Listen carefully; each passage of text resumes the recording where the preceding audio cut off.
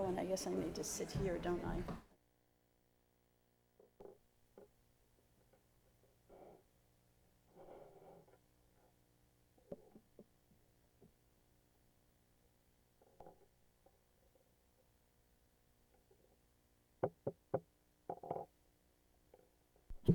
Good morning. I'd like to call the regular meeting of the Cape Coral Charter School Governing Board to order Tuesday, January 12th, 2016, and it is approximately 9:02. Apologies for being late.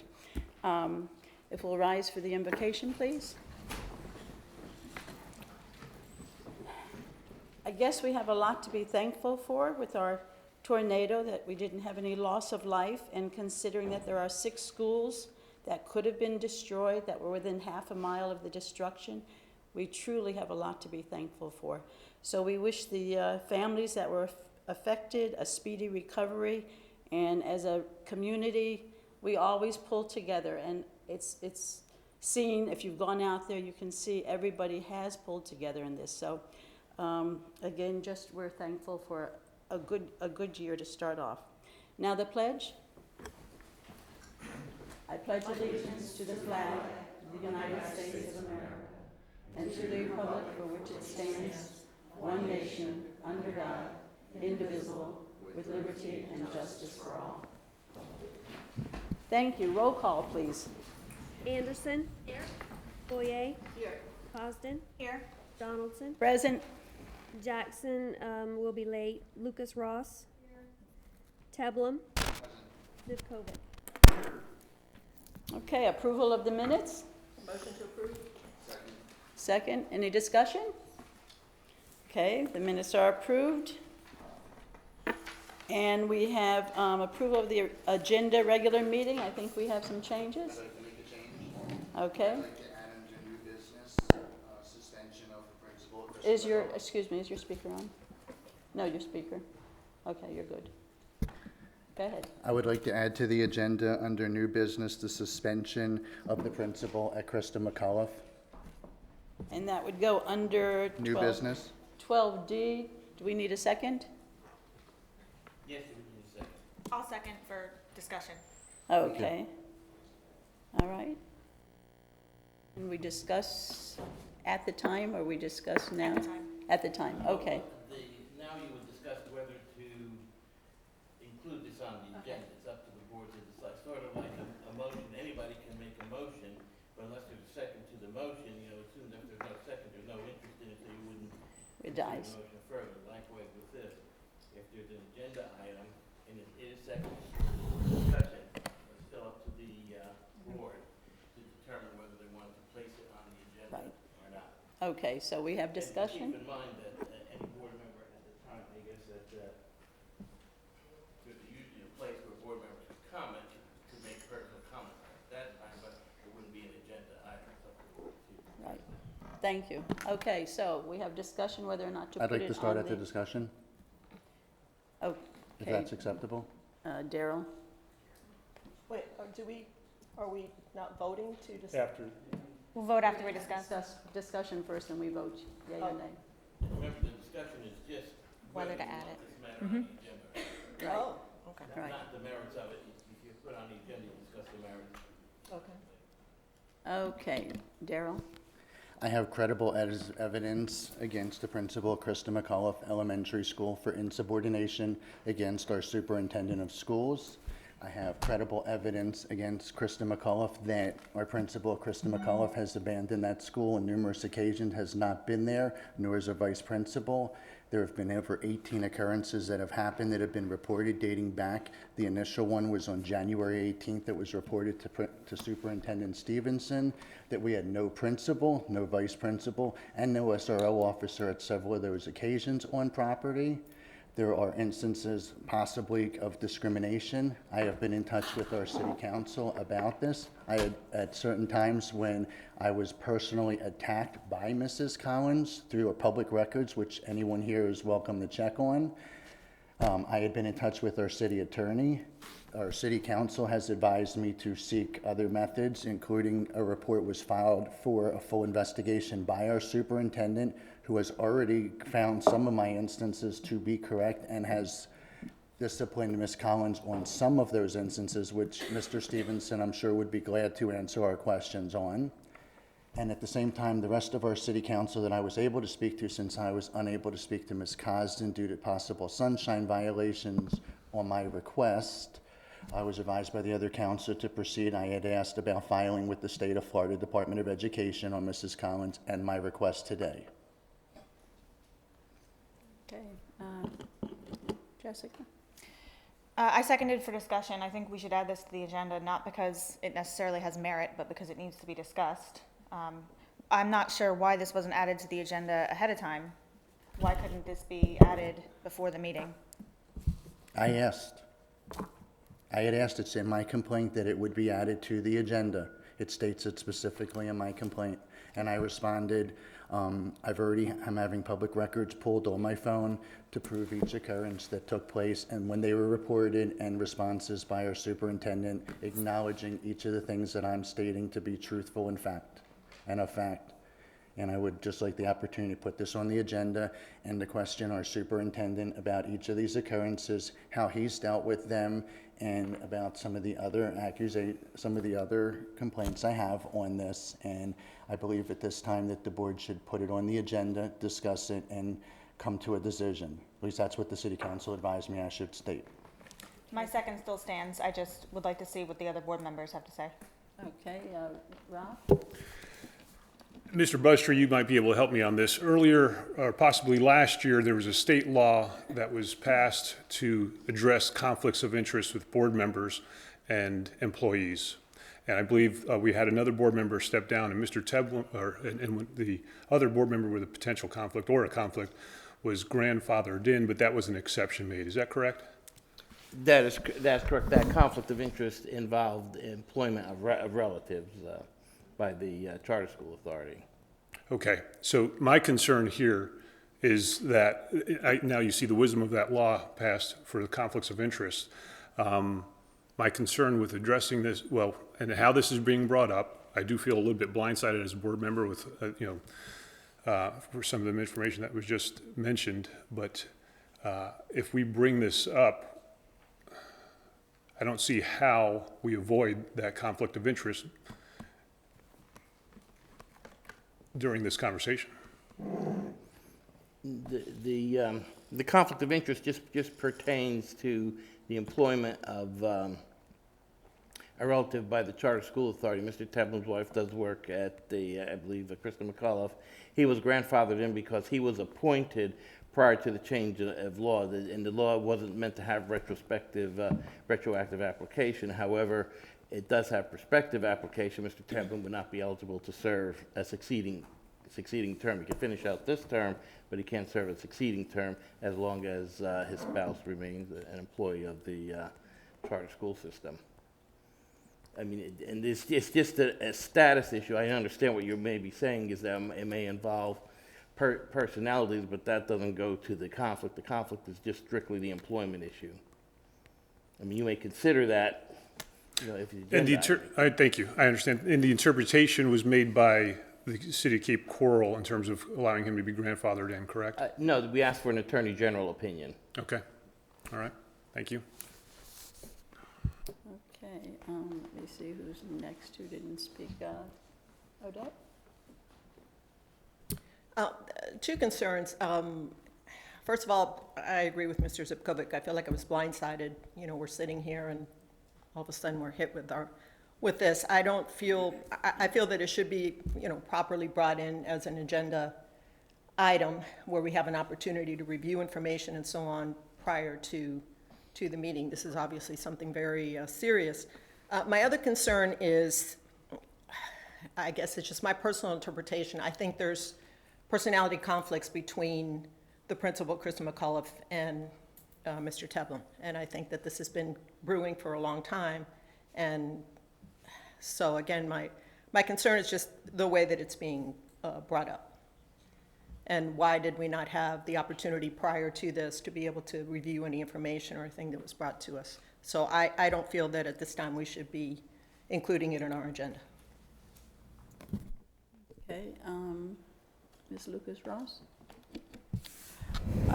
I have concerns also about the way that this is presented. This strikes me as a personnel issue. You can correct me if I'm wrong, Mr. Buzztree, but I would think that this is something that should primarily come from the superintendent to us and then be placed on the agenda that way. I worry, while I don't know all the facts, and I don't know if this is the correct time or process to bring up all the facts, I guess I worry a little bit about, again, personal issues. I just don't want to see a regular meeting get overrun by something that would just primarily be motivated by individual issues as opposed to an actual personnel matter. Okay, Tammy? I echo Jennifer's sentiments and Rob's and Odette's. I feel completely blindsided. I too think, as Jennifer mentioned, this would have more of an initial internal component to it as a matter of a personnel between the superintendent and Ms. Collins. Thank you. And Jessica? This is kind of a procedural question because I'm new. When it comes to hiring and firing administrators, is that superintendent? Yes. So it seems like this should be an issue that the superintendent brings forward as an agenda item. Or, like with city council, we get these giant packets with backup material. I would like to see that, especially in this case, rather than just Absolutely. verbal, if it's that serious. Thank you. Thank you. Did I leave anybody else out? I did attempt, and I have sent the information into the superintendent. I spoke with Mr. Stevenson yesterday, who advised me how he has addressed Mrs. Collins and her behavior on many of these issues. I believe that we should put this on the agenda because Mr. Stevenson did not put it on the agenda yesterday when he had knowledge of it. He's had knowledge of it for several weeks that I wanted this addressed. Yesterday, he was given knowledge that I wanted this on the agenda, so everyone that's claiming that they feel blindsided would not have been blindsided. They would have received the information, and if anyone claims that this is personal, this doesn't have anything to do with my wife. A principal that leaves the property endangers the children. Our children are not always safe at that school. This has been reported on multiple occasions, which Mr. Stevenson will state, and he will answer those questions about how our principal has abandoned her school and her We're children. trying to talk about getting on the schedule now. How does any of these statements have anything to do with my spouse? Nor does any of these have to do with that we're trying to put it on the agenda since Mr. Stevenson did not put it on the agenda like you were requesting. I just wanted to say I was sent an email yesterday afternoon asking to put it on the agenda, just so you know. So that's my take from this. I think Rob? When I say I'm blindsided by certain things. I've had conversations with the superintendent. We empowered our superintendent. We've hired our superintendent to run our schools. And I have full faith in his ability to run the schools and the decisions he's made. I also commend his decision. Unfortunately, it sounds like he's being badgered into adding something to our agenda by one member with a vendetta, with a whatever you want to call it, to get something on our agenda. If he doesn't see it appropriate, if he had a concern, I feel confident that he would come to each one of us with a concern about Principal Collins and the safety of Chris McAuliffe. I have 4 children that have gone through Chris McAuliffe. I have never felt unsafe in that school. The personal task, we have to separate ourselves and treat ourselves as professionals. We have a responsibility here to the school system and not for our own selves, for the betterment of all our children. And to have a personal vendetta aired like this is unprofessional, uncalled for, and I hope this board does not continue this. Yeah, Mr. Buzztree? I just want to caution the board, I think the board understands what the gist of the matter is that Mr. Tebble wants to put on the agenda. I think this is not the time for that discussion. It's, you should confine yourselves more to whether you want this item on the agenda. The board has also other alternatives. It could put it on the agenda at a later time. It could task the superintendent to investigate, make a report to the board. So you have also other alternatives you may consider.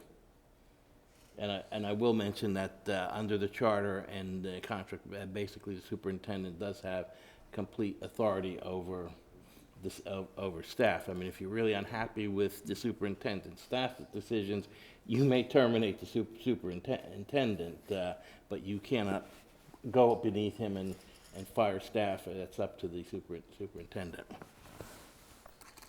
I was just requesting that we instruct the superintendent. Recognized, Gerald. Jessica?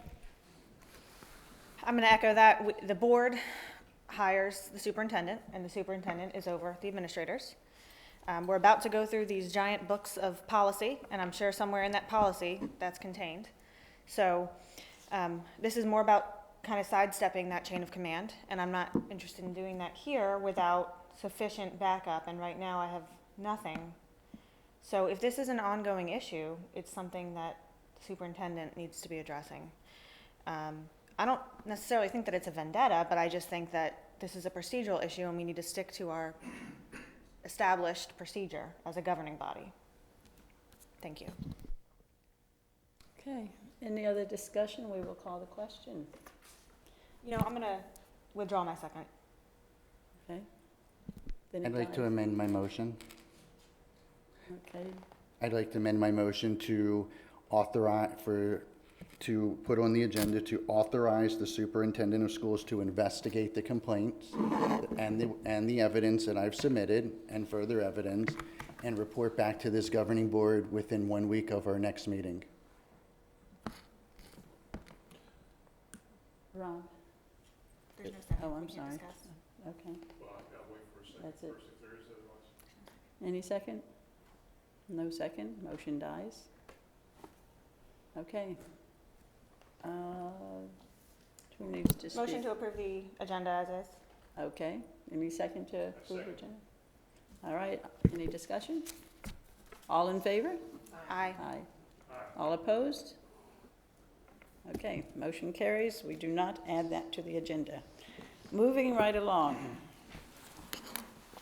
Are there any other changes to the agenda?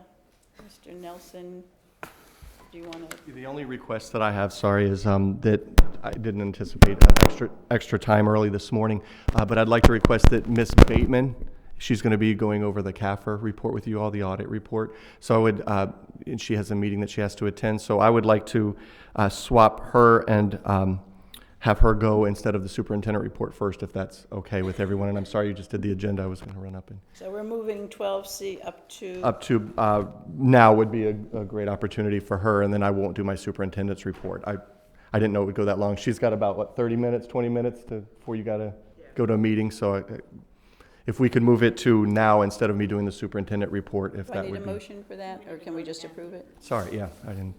We can approve that change? I think we So need they to. just have to approve Yeah, a you- change All right, to we the have a agenda motion. again, sorry. Second. Second. Okay, any discussion? All approve? Aye. Okay, very Thank you. good. Ms. Bateman, you're on.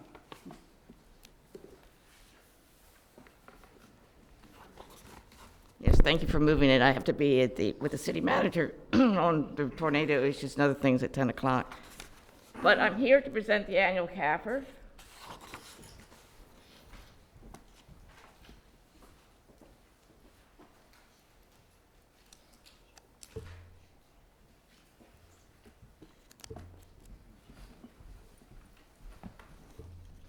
Okay. I know it seems like it's been a while. The CAFR ended last June 30th, 2015. Forget where we are in this year's audit. Well, it'll be probably about another 9 months before the next one is out. The good news is the school did pretty well. Overall, last year, the school gained about $1 million in net position. And most of that was because the FEFP was higher than the budget. So from one year to the next, your cash position, your net position increased by about $1 million. That's all you need to know. Got more money. The auditors, Clifton Larson Allen, did issue a clean opinion. They found no material weaknesses, that they are fairly presented in accordance with GAAP. There were no instances of non-compliance as well with the government auditing standards. The auditors this year, I'm not sure how much of this you want to really get into. The auditors this past year did change you from being an enterprise fund to a governmental fund. As far as you all are concerned as a board, it doesn't matter. It really comes down to, do we use the accrual method of accounting or the cash method of accounting?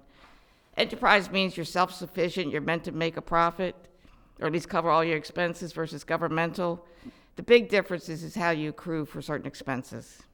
So it's not something I would think that would, you'd like to read about at night. This year, the big change in your financial statements was because of the pension accounting. For the city, this is a huge issue. For the charter school, it wasn't, because you belong to the FRS. Under that, the GASB said that we had to report these charter schools' cost, your pension liability. In the charter school's case, because you're in a multi-pool retirement system, in other words, a lot of people in the state are in the same pool, the charter school doesn't have to go out and get its own actuary, which costs quite a bit of money, to determine what your potential liability is. This year, like for the city, whatever the difference was between last year's liability and this year's, the whole thing is going on the books, whatever is not funded. We had a huge issue with the state this year with your pension fund, and this wasn't just for the charter school, this is everyone. The statements were issued late and released to the county late, the district, because the state had trouble coming up with what the pension liability was. I think they got a very late start. And when it came time for us to match what we reported to the state, what we actually physically gave to the state, what they reported back to us were different. So it's like, okay, I gave you X dollars, I can prove I gave you X dollars, why is it you say I gave you Y dollars?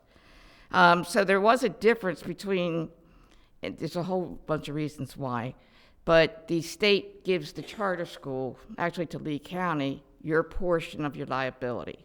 And it comes to do with you're in a pool and has to do with everybody in the pool. But as it turns out, we ended up having like $186,000 difference, but the auditors had an explanation for the difference. It had to do with, are you on the investment side or are you in the defined benefit side? Let's just say that's the reason it was late. During the year, 68 was adopted, and that's the pension liability. So we had to change your net position. An enterprise fund or a governmental fund is not allowed to have a net position. So we had to eliminate that. Then we recorded your whole liability of the $7 million. What that is future payments that's expected based on employees as of that date.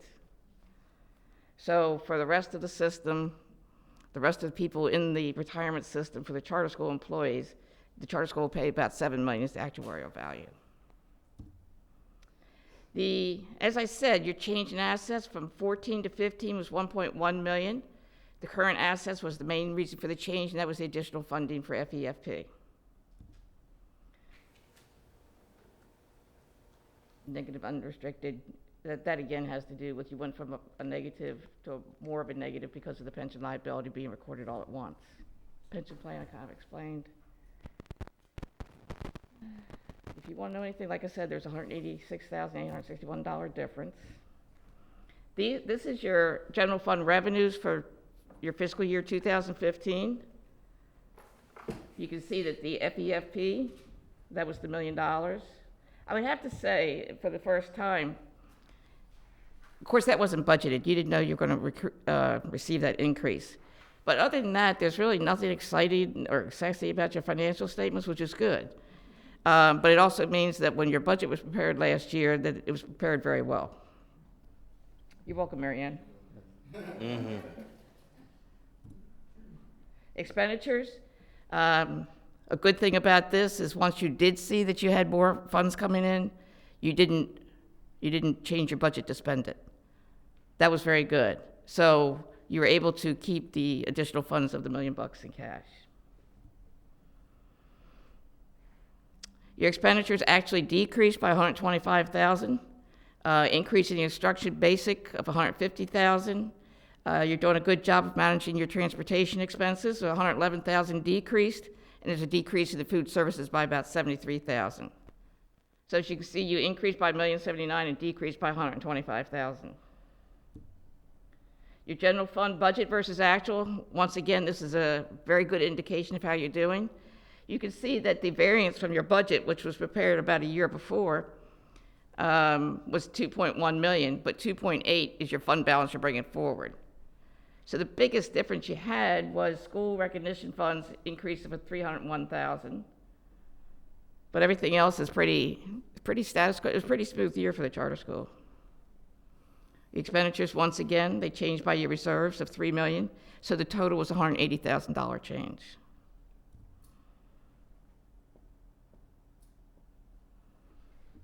Same old, same old. This year, the thing that did change is we had to do a single audit, and this didn't come up until the end, until after the audit was issued. It's one of the reasons we had to hold the statements from the county. Because of your funds that you received, federal funds, you reached over the 500,000 cap, which is now 750,000.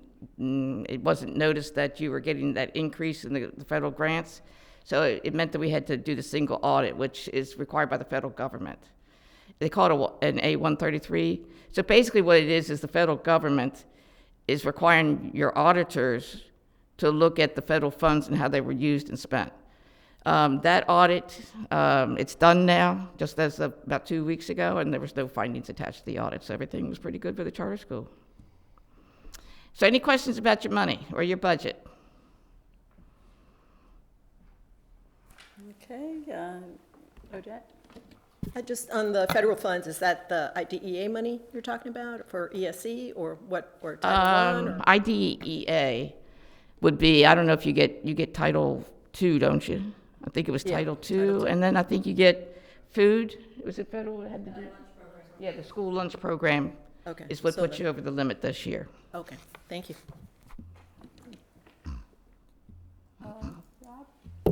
Ms. Bateman, this is probably a question for Mr. Stevenson, but either of you can answer. In terms of our lease renegotiation with the city, are you going to take part in that with us? Is that? I have an Update. which I'll just skip to real fast here, that I met with the city manager about a week ago, and he's got Kelly Fernandez in the city clerk's office right now. She's pulling information from other municipalities that share the same that we are in terms of lease, and then they're going to compile that information, and then he's going to contact us, then we'll have a meeting. Okay, So that's thank where we you. are. Sorry, Ms. Bateman. Sorry, that was enough. Okay, any other questions? All right, thank you. See you Thank next you year. very much, appreciate it, Vicki.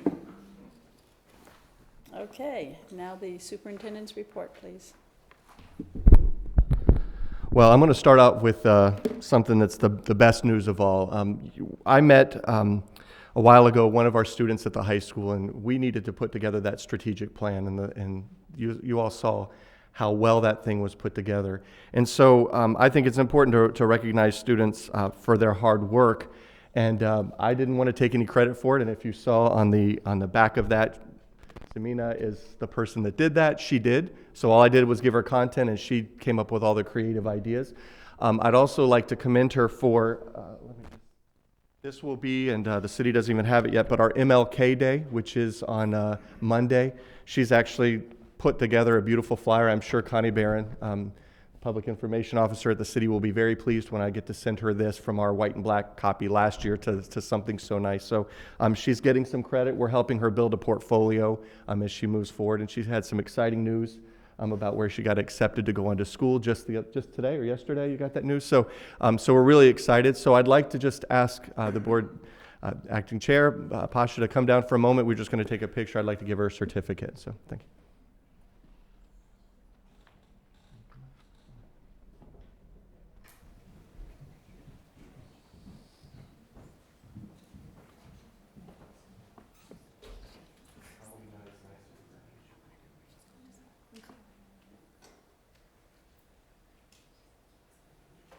I want to say this is a real pleasure for me because I've seen this little kid grow up. And she's a lady now, so congratulations.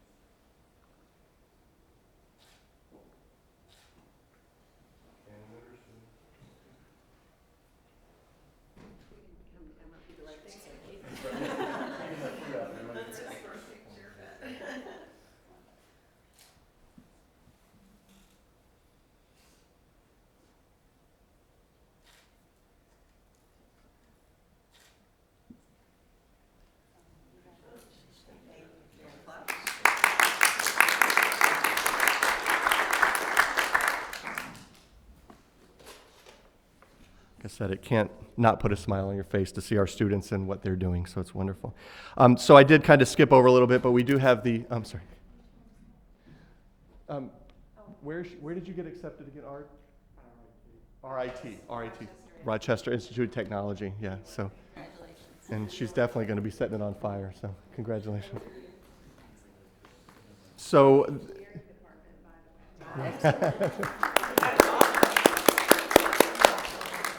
it was nice in the meeting with the city manager because we started to say, what resources can we provide? So then I said, well, we have students that can do these things, and so it's great. But what I'm going to do is just for the community and for our folks, we will have this sent out and public a press release here shortly. But on Monday, I'm inviting you all at 8:30 a.m. in our gymnasium.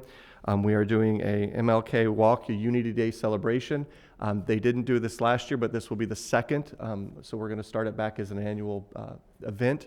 It'll last about an hour, hour and a half, and we've invited parents already. We sent out a K-12 alert, and then I know the city will be, once Connie gets this, she'll be sending that out to all the media outlets. So again, you all are invited, and look forward to seeing you there.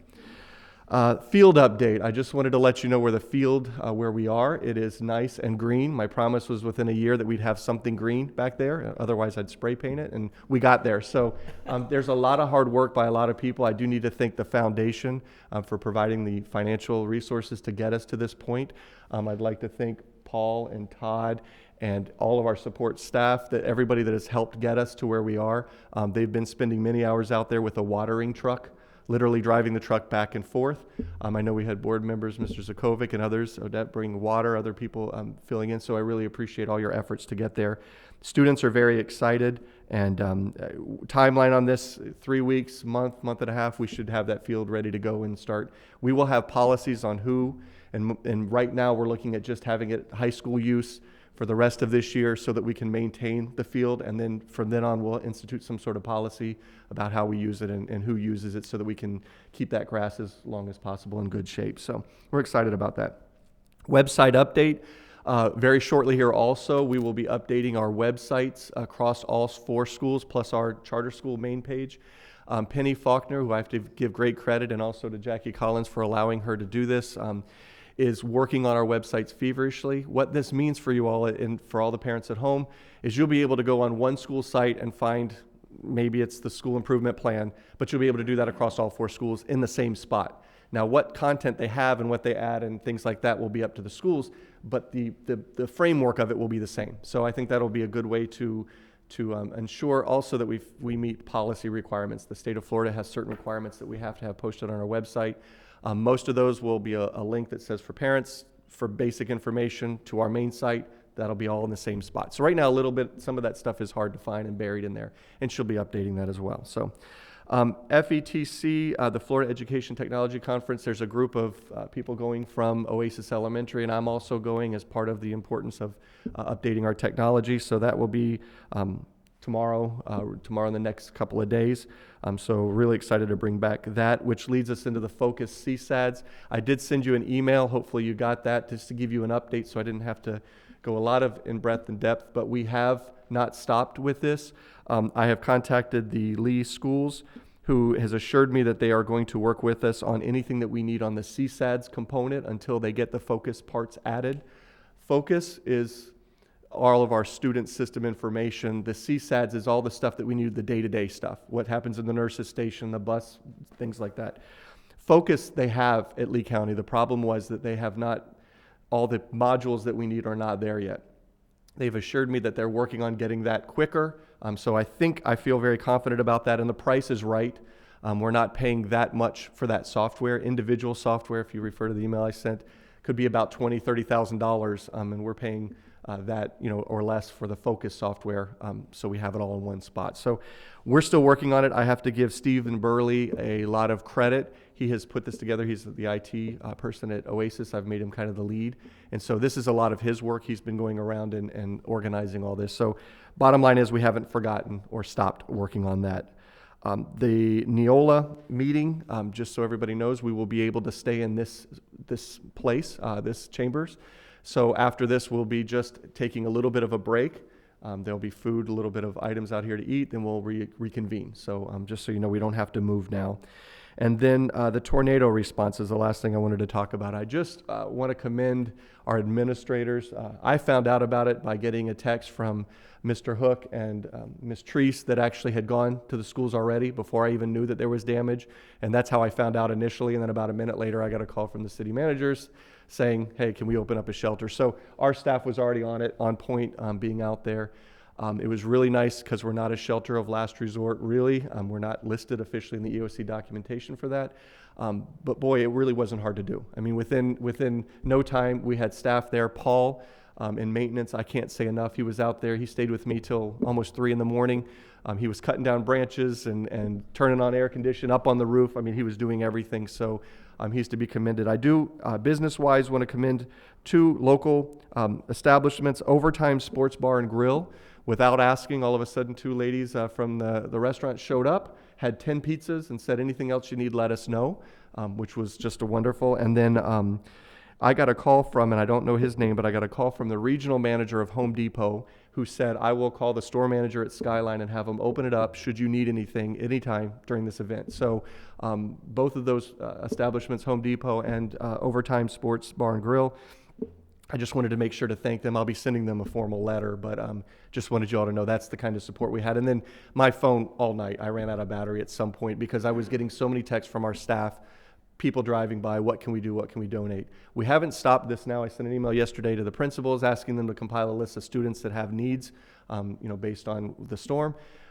It's a sticky situation because you don't just want to send stuff home. There's some people that don't like that. So what we're going to do is just collect money, and I know the principals have great ideas on how to fundraise. I think we're going to divide some of that up and find out what the actual needs are by calling parents and seeing what they have. So all in all, like always, our school community has just pitched in and done an excellent job. And I mean, I can't say enough. All I had to do was show up. Realistically, they were doing all the work. And I know board members as well. I got texts, what can I bring? Pillows, blankets, what can I do? So we do appreciate that very much. So, and that's the summation of my report. Do we have an idea of how many students are affected in our schools? The list that I don't, estimating 10 or so at each school, is that about ballpark 40, 50 students in that range were affected. Now that what we have is we have a list. We don't know to the extent of what they were impacted, and that's where we've got to do some legwork, but we will. I know also the Red Cross, I talked to the director of the Red Cross, that will be willing to take any donations as well that we receive.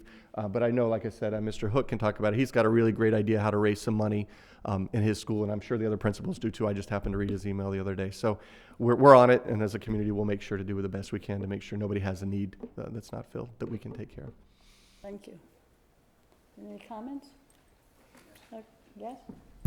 Okay, Darrell?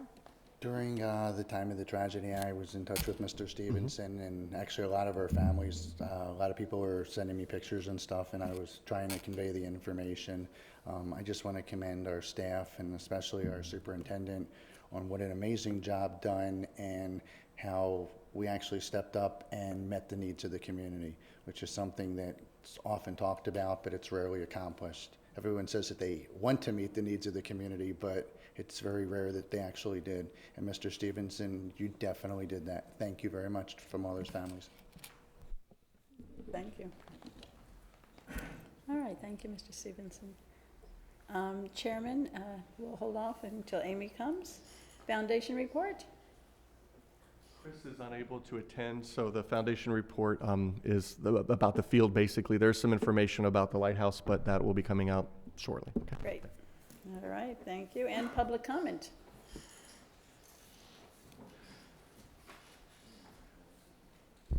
Good morning. First, I want to thank you all for your service. It's very much appreciated. We have an awesome system. You introduce yourself. I'm Russ Winstead, and a parent at CME. Thank you.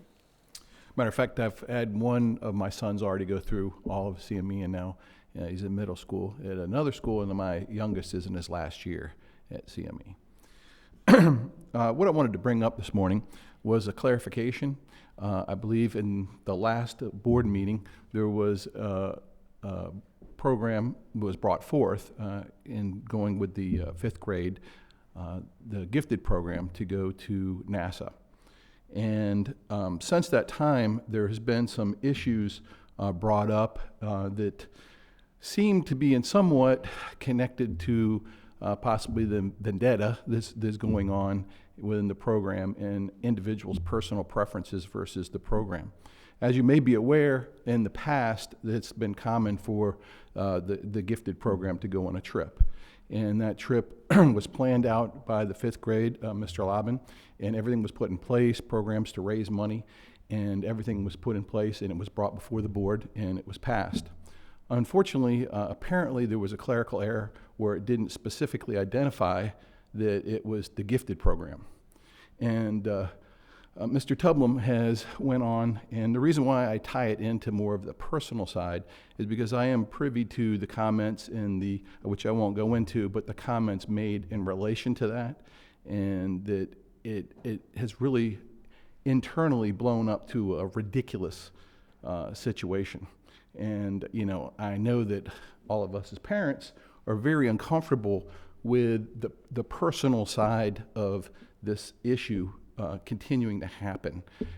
It's very obvious within the program, and I know that there's been, you know, efforts that have been very much against the principal regarded to this too. You know, she's been attacked in this, and there's been threats and things like that. So I would love to see if the board would address this and finalize that they recognize that it is for the gifted program, as it has always been, and that the correct preparations have been made, and that the program is going forward. They've already raised a significant amount of money. The program has already been approved, not only for the board, but also the trip has been planned and scheduled with NASA. So that's my comment. Thank you. Thank you. Appreciate your time coming. Any comments? More? Thank you. Hello, my name is Debbie Winstead. I am a parent at CME. I'm horrible at public speaking, so I'm very nervous, so just wanted to put that out there. I'm a previous employee at Krista McCullough. Jackie was my boss. I reported directly to her. It was a pleasure working there for the 3 years, I believe, that I was there. I was the parent involvement coordinator. So the way that I'm involved in this, I'm kind of piggybacking on, this is my husband, Russ Winstead. I'm piggybacking on what he said. I have pages and pages of documentation. Daryl is in a private Facebook group that I've created. I'm the administrator, so I can pull everything down when I need to. He posted right after the board meeting that the 5th grade was going to Kennedy Space Center. I did not know that he didn't realize that it was for the gifted classes, so I private messaged him, let him know that it was only the gifted classes. I have 8 pages of conversation between us of him telling me, oh, well, you know, the principal made a mistake, too bad, it's discrimination, everybody is gonna be going. The gifted classes can go to Legoland because he doesn't want to go there, in all of this. So it's been an awkward exchange between us. I have made Ms. Collins aware of what's going on. It's very frustrating. Some of the parents are here today. We do not want his personal vendetta to cause a problem with our gifted kids going on a field trip that we're fundraising for. The kids have already, it's been announced to them, and because of this clerical error, he has decided to wage a war. I think he's fighting this little battle in his war against Ms. Collins, of which I'd like to also say, like I said before, it was a pleasure working with her. I personally, and I believe my husband too, we never feel that our children are not safe at our school. We absolutely love Krista McCullough and Mrs. Collins. It's been a great 5-6 years for our older son, and now the younger one too. So nobody's perfect, everybody makes mistakes, and I'm sure in the past I've been, you know, said something about, but in the big perspective, being a professional, I am going crazy with this personal vendetta, and I'm over it, and I'm in support of Ms. Collins, and I just want to let everybody know. And I have a lot of documentation if it need be later on, but I would definitely like to see the kids not suffer because of this. And I do have in my documentation that I said that directly to him. Come on, let this go. It was a clerical error. The kids, it's been announced to the kids. And in his response, he said, oh, well, too bad. The accelerated classes can go to Legoland. It was her mistake. She has to deal with it. So he doesn't seem to care about the kids in this, and we'll have a lot of sad kids if this clerical error becomes an issue. I think that's all. Thank you. Thank you. Any other comments? Okay, thank you. Let's move on to staff and board comments. Danielle, Director of Procurement and Food Services. Good morning, Danielle Jensen, Director of Procurement and Food Service. Starting with food service, November numbers are favorable to budget. Our year-to-date revenues are coming in exactly at budget, and we are a little bit favorable at our expenses, but we do expect that to offset a little bit as my staff starts getting benefits, the ones that are qualified. We will be completing the on-site audits this month as well. And as I mentioned before, we had 4 students who were interning through December. Only 1 wishes to continue into the 3rd semester. We really enjoyed the help. I think it was good experience for these people to get experience in the kitchen, especially when you're starting out. So they got a chance to see that, and some of them want to go back into the classroom. As far as procurement, ESSI was able to install the AC coils at Krista McAuliffe over the break. I've completed filling out the landscaping scope for our quote. I've submitted that over to the city. They are reviewing that, and I will be meeting with vendors earlier this week. That contract, again, is up in March, and I want to make sure I get ahead of that. I've also been working on getting quotes for the list that we have for the $100,000 from the city. This month, I am focusing on OES carpets. The OES kitchen mini split and the walk-in freezer. I've got several meetings set up with vendors so we can come in and get those quotes handled.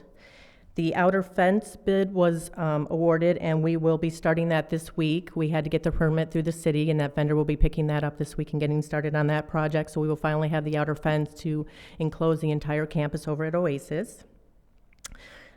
We've also have the gym curtain quote bid is awarded, and that will be put in early February. We are looking to do that President's Day week, so that way it'll only affect the schools one day. They'll come in on Monday, and we'll have it completed by Tuesday. So we will get that gym curtain completed, which will affect both the elementary, the middle, and Parks and Rec.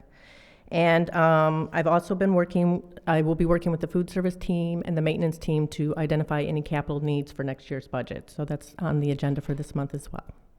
Any questions? All right, thank you. Good, thank you. Okay. Krista McAuliffe, Jackie.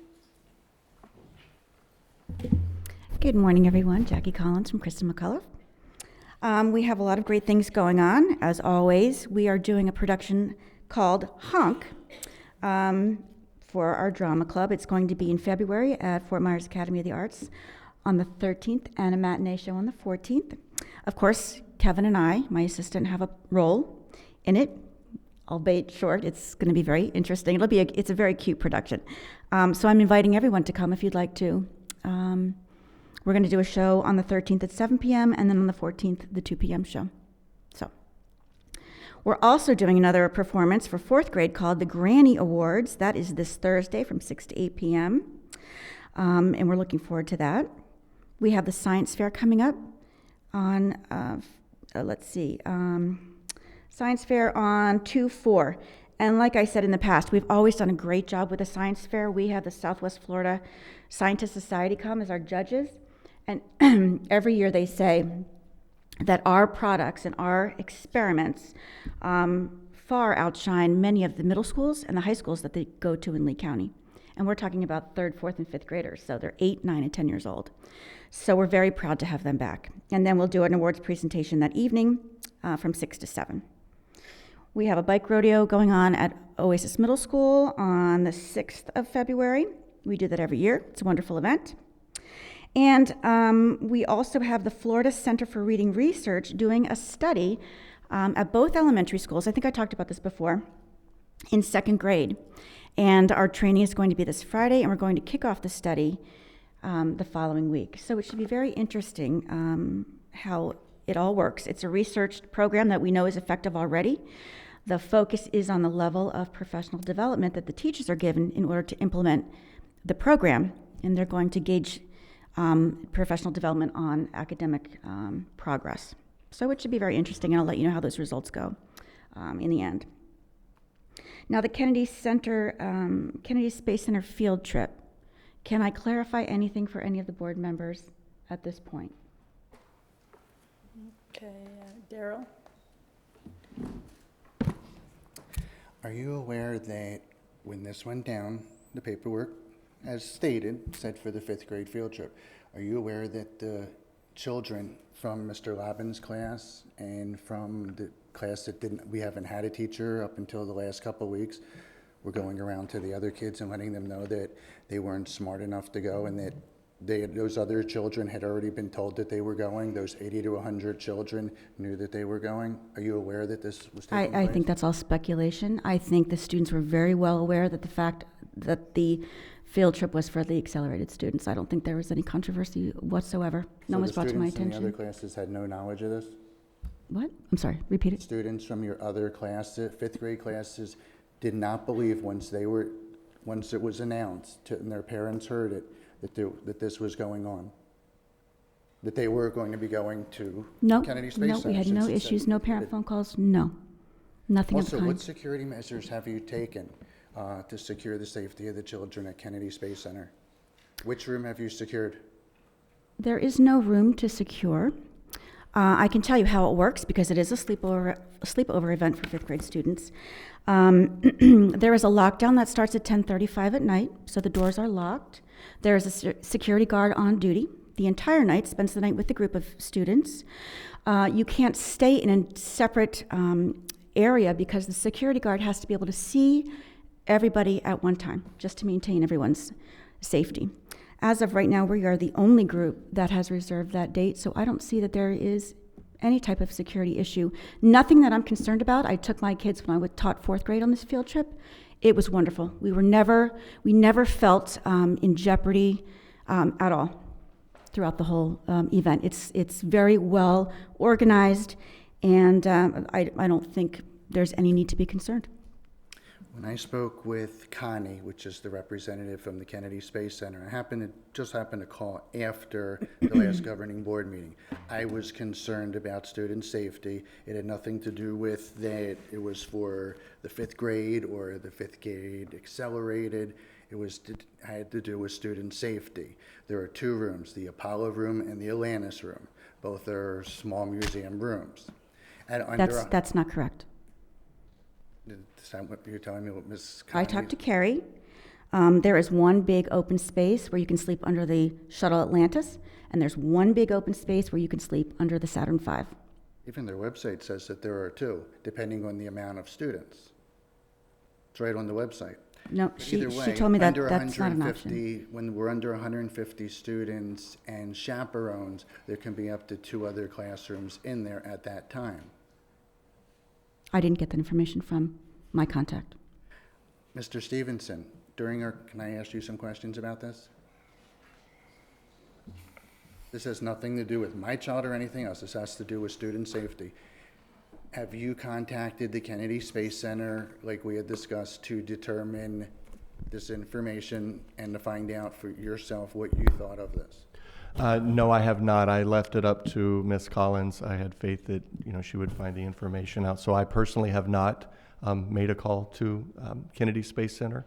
What I can add to this is that if it comes to the fact that an administrator also needs to go, I would volunteer, or somebody from our administrative team would volunteer to go to ensure safety. What I can say from the administrative side is that what mistake we made and what we will fix as we go forward is the travel information that you are provided. I believe that our form itself can be a little bit better in terms of who's going, travel, arrangement, security, things like that, and that has nothing to do with Ms. Collins. That more has to do with the system issue. So I believe that what I'd be more than happy to do is, and what we're gonna do, it's just a matter of getting it done, is have a new form so that there won't be any questions in the future based on that, and that's something that, again, is my job, and I'll make sure that that happens. But so in terms of the security, no, I did not, but I certainly, like I said, personally would be willing, if that's the case. I don't have a problem, because I know that there are kids that really would like to go, so.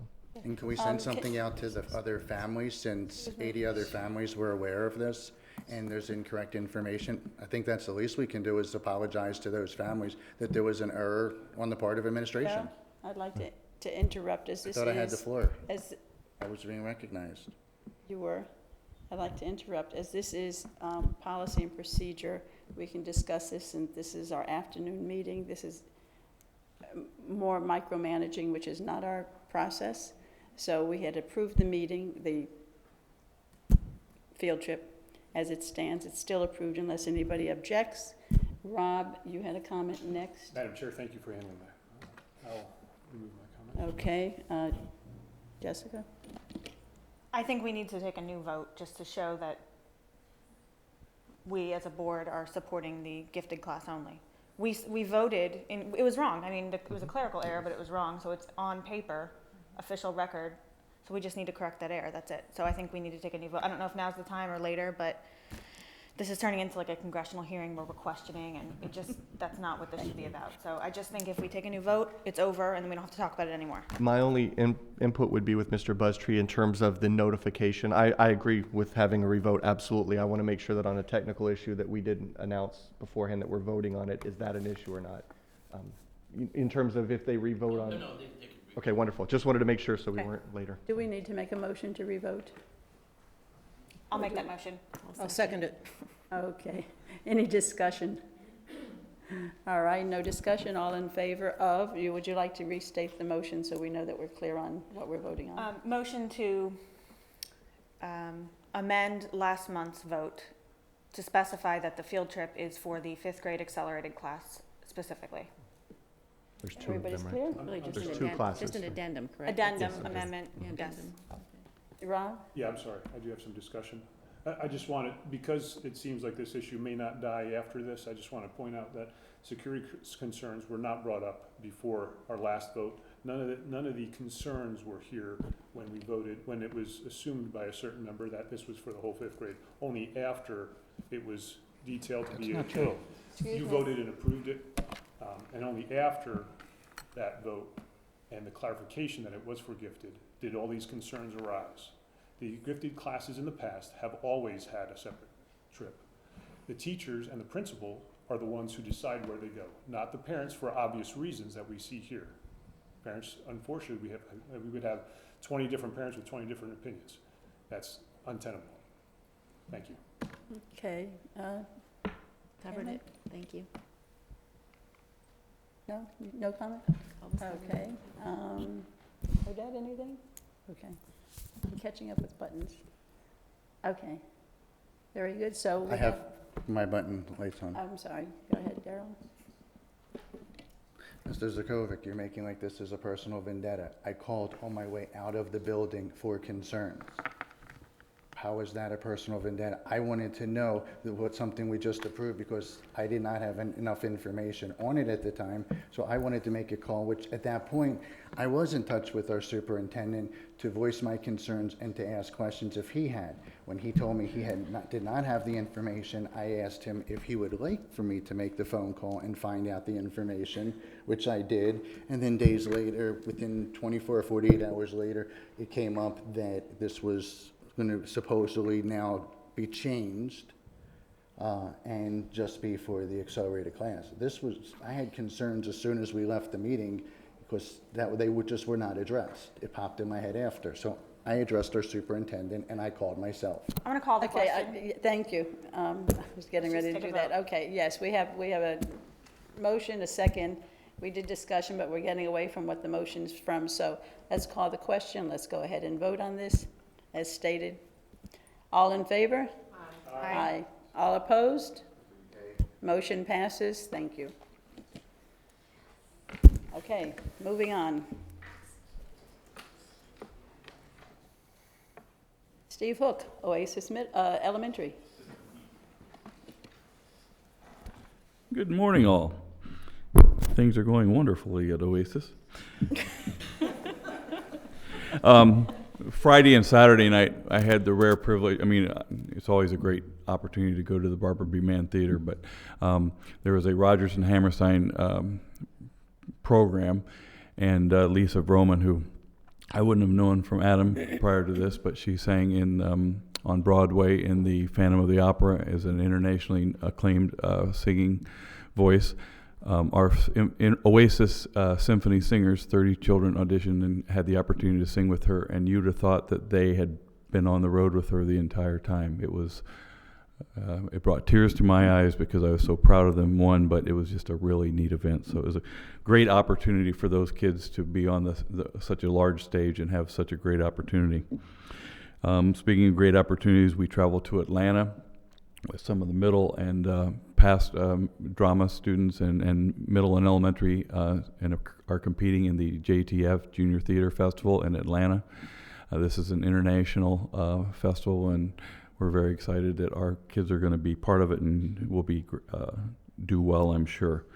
Shrek is coming up February 24th to the 26th. Yes, my singing voice will be auditioned once again. I will never be on the stage at Barbara Me Man. It's very comedic to listen to me sing, so it's a fun thing. We are doing a special fundraiser this Friday on behalf of the Oasis families affected by the devastating weather over the past weekend. We generally do a Jeans Day for Spirit, but we're doing a large fundraiser on Friday to assist and help those families. We had 4 families in particular that I know of that had major damage, lots of others that had minor damage that we went to assist with. We wrap up our Luau for Life. Luau for Life is a children's foundation for cancer, being that we've had 4 children over the course of my time here that have had leukemia.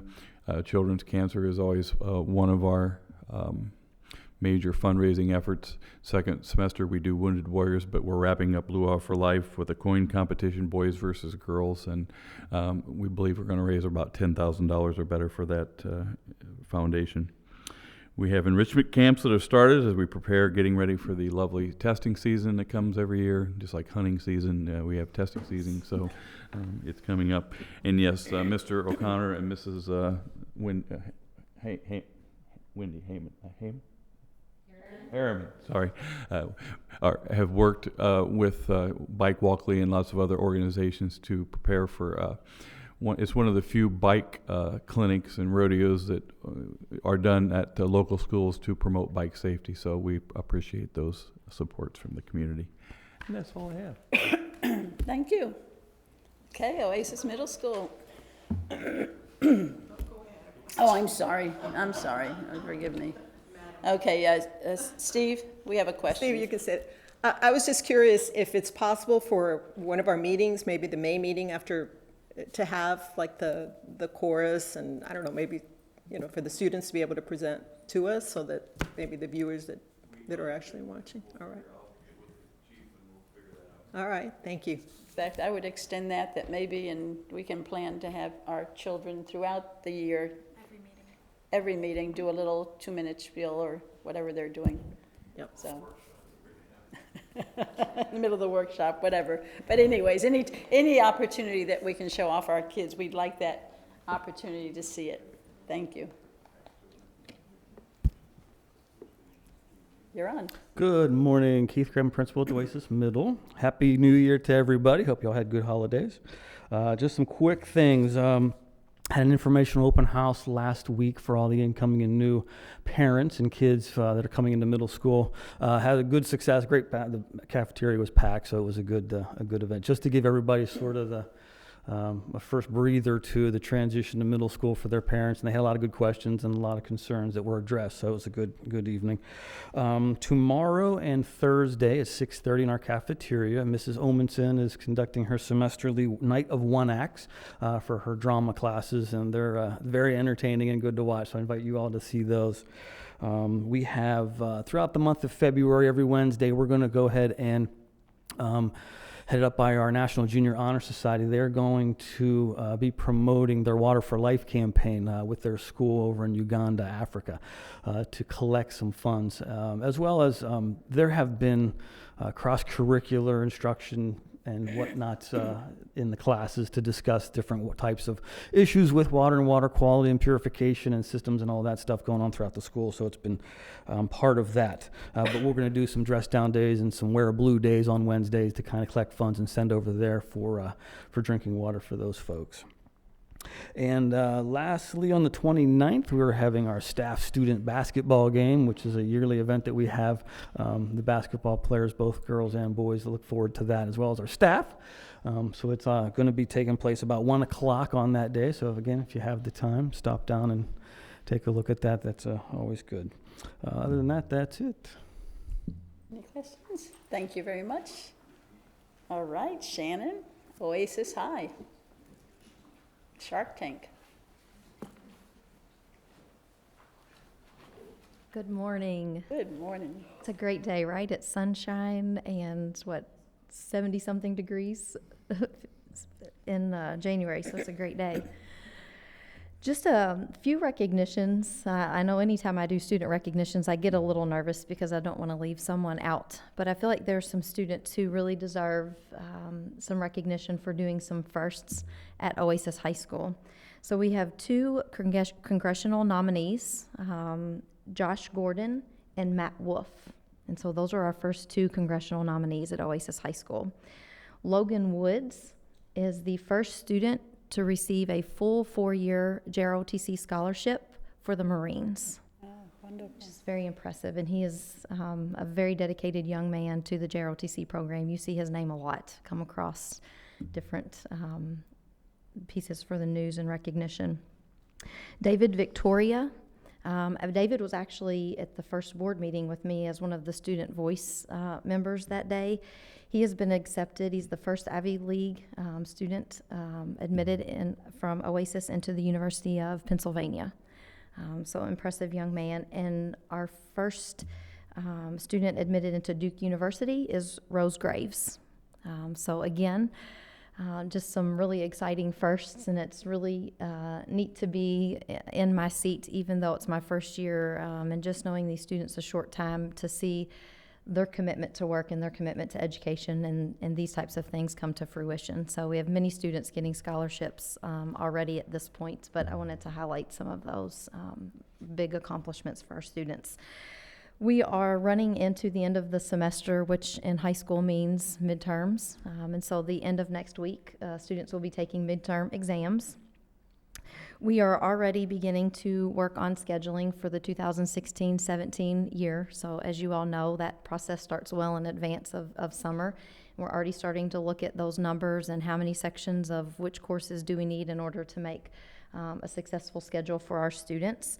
Some of the work taking place right now, we received our FSA reading scores back, and so we are addressing those student needs and also doing some specific work in curriculum with the English language arts, specifically around writing.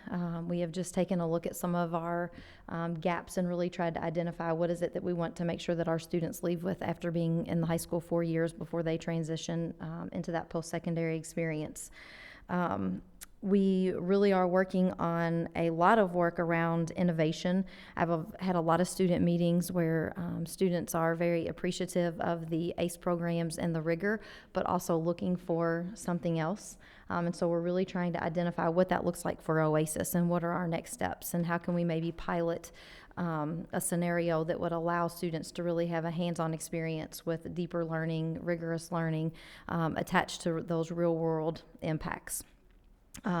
So just that those things are taking place. We're also working to take some teachers on some visits to some schools that are known for their innovation. So you may hear some of our teachers actually taking some trips to actually see some of this in action. So I've been trying to reach out to some schools here in Florida, but then also some schools in some other places as well, to really give teachers an understanding of what the possibilities are in this realm. I think that pretty much sums up what has been happening at the high school. And if you all have questions, I'll be happy to answer those. Rob? Just real quickly, Mr. Treese, I want to thank you very much for your energy, and I think we've done a great job in hiring you, and I look forward to helping you, implement your vision for the high school and moving our kids forward. You've done a great job, and keep up the good work. Thank you. They're great students. They're amazing students. So I think the potential of Oasis High School is really there, and they're just ready to go. They really are. Thank you. I'd like to ditto what Rob says. I think you're for being the newbie on the block, you've hit the ground running and have picked up and have visions, and we want to compliment your energy. Thank you. Thank you. Tammy? Again, you've done a fabulous job. And when you mentioned the acceptance to the Ivy League, Chris Terrell is a former principal of Oasis High School. If you have the opportunity, or maybe I'll do it myself, just let him know. I know he'd be most proud. So great job. Thank you. Will do. Okay, thank you very much. All right, thank Appreciate you. that. Okay, unfinished business, strategic plan. Oh, I'm sorry. No, let's do board comments. My apologies, board comments. Okay, Rob. I just want to thank the board and give you, again, our responsibility of oversight needs to remain impartial, fair, and we need to set an example for the folks.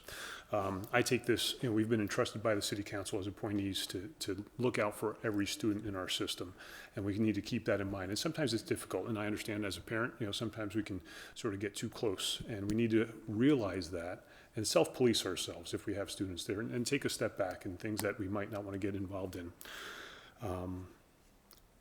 Also, we should be, our positions, even though we don't feel like it, we've got to be careful. We want to make sure that our superintendent and our principals are not spending endless hours on requests for information and answering questions that have been answered. They might not answer to our satisfaction, but we need to accept that and move on. Continuing to badger them or having them spend hours that we're paying for on things, we've got to be aware of that and not abuse our position as board members. Even though we might seem friendly, that we are in a position of authority. Whether you like it or not, we need to take that. We need to be the adults in the room. I think. And the last thing, I thank the board for today's actions, and I think we need to, we need to focus on the big ticket items, the things that our system needs, where we can help and move things. Not, we shouldn't get down into the dirty details. And we trust, we've hired good folks, we have them in place, we've got good teachers, we need to trust their abilities. And I feel confident, again, in our administrative staff that if there are issues that arise, it'll come up to us. We don't need to go looking for them. That's not saying we're not going to, should we hear things. Obviously, it's our job also to investigate. But once we've been given answers, even though if it's not what we want to hear, we have to learn to accept those. Thank you. Thank you. And I would just like to clarify for the folks out in the audience that our job as board people are to deal with the superintendent. That is where our focus is and policy is, and issues go through our superintendent. That would be the chain of command. And we do not have the policy to go into the school system and micromanage. The principals are not our issue unless we deal with it through the superintendent. So just for clarification, so everybody understands, and the people out there. Okay, any other comments? All right, hearing none, let's go on to the unfinished business, strategic plan, Mr. Stevenson. I just wanted to talk about two areas here. I didn't even put anything in your packet yet for this. I just wanted to give you an idea that when we promised to not let the strategic plan just sit and be a non-working document, my promise is that it will not be. However, I knew we'd have a long meeting today, and my real guide is the Neola policy. But I did want to hit on just a couple of things so that you know what's happening. When it comes to focus and CSADs, I wanted to go back to the technology. I wanted to let you know that we are setting up a visit to Charlotte County. Charlotte County has implemented Focus about 5 years ago. So we're going to go just take a little half-day trip over there to see where they are and to ensure that what Lee is telling me, that this software will do everything we need, is happening. And so the word is, from what I got from talking to Charlotte, they're very happy with the software. So just wanted you to know that that's how we're dealing with that end of it.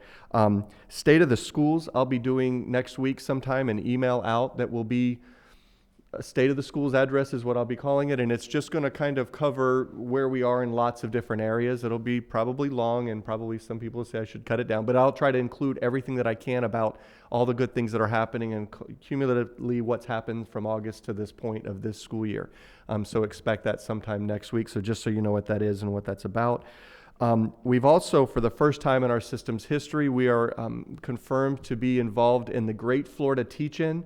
It's the Florida Department of Education puts together, usually it was in Tampa, I think it's in Orlando this year, they do it in April. What this is it's where really literally thousands of teacher candidates come. They set up appointments ahead of time. We say these are potential openings we have. These are openings that we do currently have. We get to make appointments with them, and we can on the spot actually offer them contingent contracts based on, you know, whether or not they would fit within our system. So for the first time, this will be a great opportunity, I think, for us to really be out there and represent. If nothing else, our name will be out there right next to all the other public schools and charter schools as well. So again, the first time I talked to Florida Department of Education, and they got us in, and we're confirmed for that. So I'm excited. Salary, just wanted to let you know from our meeting in November, I have not forgotten. We're working on putting together a salary committee of some teachers from each schools just to communicate kind of where we are. And I'm reluctant for title yet to call it a committee because it ultimately falls on my shoulders to do, but I want to pass out the information. And sometimes with the salary, it gets very difficult to be able to send a mass email about here's where we are with salary. So what I'm going to do is pull in some people from each school and then have some informational meetings so that they understand kind of where we are. We'll talk about budget. We'll talk about the plan that I might have and kind of get some feedback from me on the ground to see how staff is receptive to what plan I may introduce to you all in the next couple of months. So I just wanted you to know those have not been forgotten. There's things happening even if you don't hear about it. Neola, I do have to tell you, I've talked to our board chair last time, and I think it was brought up, but on the next governing board meeting, I would not be able to attend. I'd ask to be excused because I'm going to be attending a advanced ed accreditation site visit. I'll be working in Venice, Florida here at the high school, and I'll be also at Clewiston High School.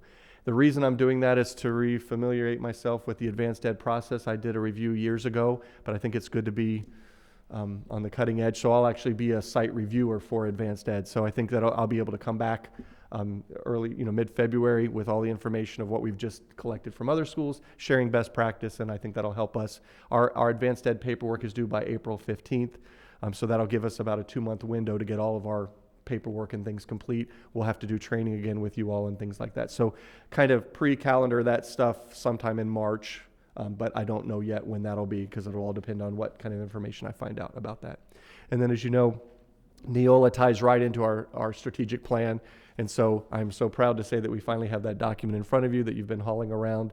And so today we're looking forward to the workshop to at least get our start and establishing policies that we need to have so that we can make our strategic plan stick. So that's the extent. Thank you very much. Any questions? Okay, moving right along. New business. Approval of the Oasis Middle School Technology Student Association overnight competition to Orlando, which will take place February 24th through the 28th of this year. That's it. And I believe you guys all have a copy of the events and things that they're going to be participating in. They went last a few months ago, and they had a great time, learned a lot, got their feet wet in regards to how things work as far as the procedures and go and how to operate a chapter. Mr. Nowicki and his wife actually are in attendance. They're going to be a couple of, I have the final numbers. Mr. Nowicki got them to me this morning, so I appreciate that.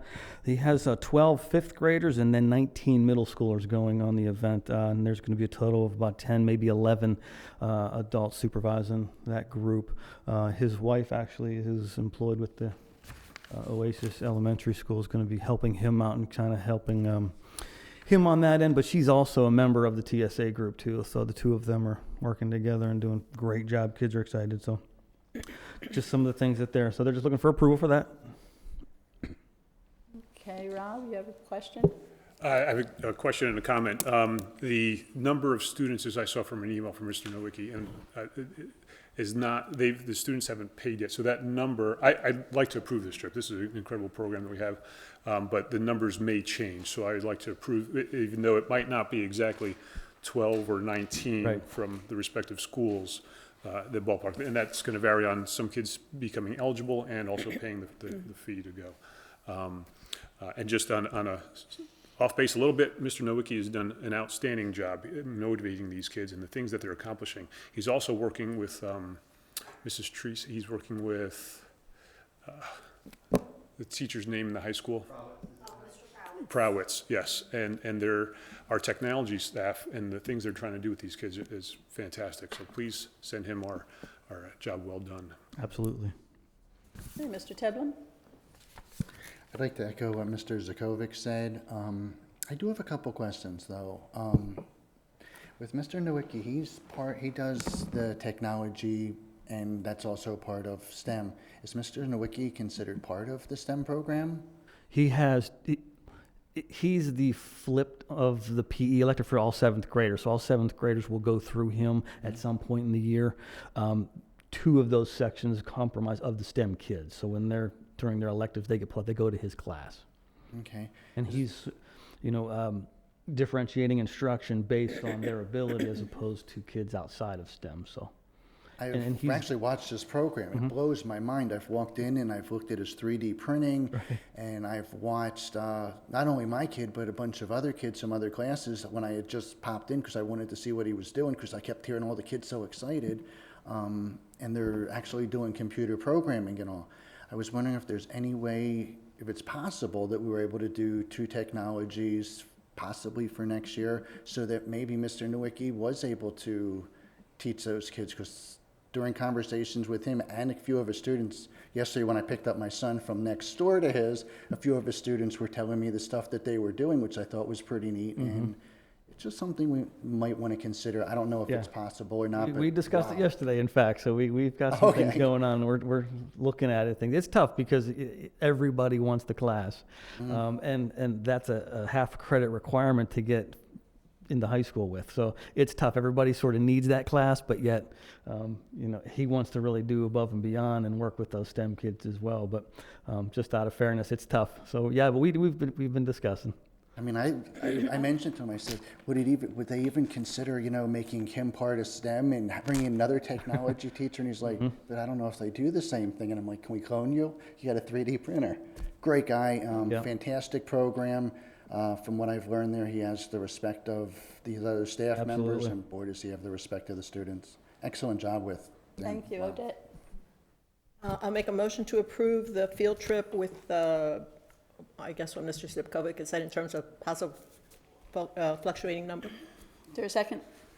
Second. Okay, any other discussion? Hearing none, all in favor? Aye. Thank you. Okay. Next, approval of the Oasis High School JROTC Drill Team Overnight Competition to the University of Tampa, February 5th through the 6th. Ms. Treese. Yes, so I'm learning, as I've shared, about JROTC, and so this is just one of the teams that perform, is the specific drill team. They've gone other places. This one was actually added to the agenda, I think at the very last minute, as it had gotten missed in the mix. So it's the drill team, and they go and compete. Okay. Odette? I just had a question in terms of transportation. How are they getting there? The plan is the van. The shark van? Shark van. Mhm. Okay. There's 30 cadets. How big is the van? Okay, then it will not be the van. It will be a bus. They're going to sit on top of each other.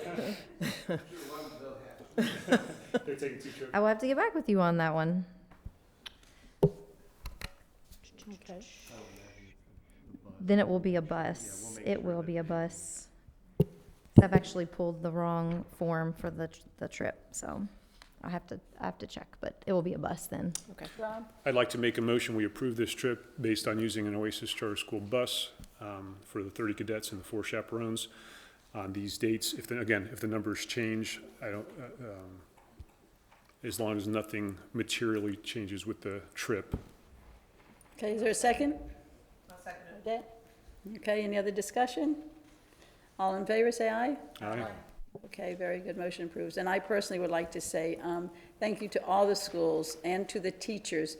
Unless you've organized a field trip, especially an out-of-town field trip, you have no idea how much work goes into this. And it is such a benefit to students, because if you look back to your childhood, probably what you remember from your school, and I remember my first field trip in first grade, was the field trips.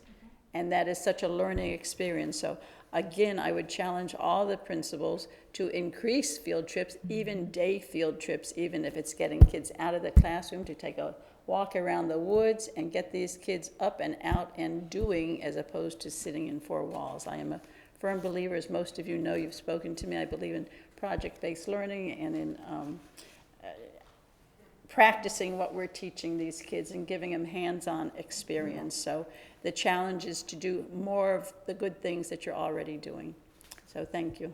Yes, ma'am. Thank you. Okay, very good. I think that brings us to the end of the meeting. Time and date of the next meeting will be Tuesday, February 9th at 9 a.m. in the council chambers. And hearing nothing else, we adjourn.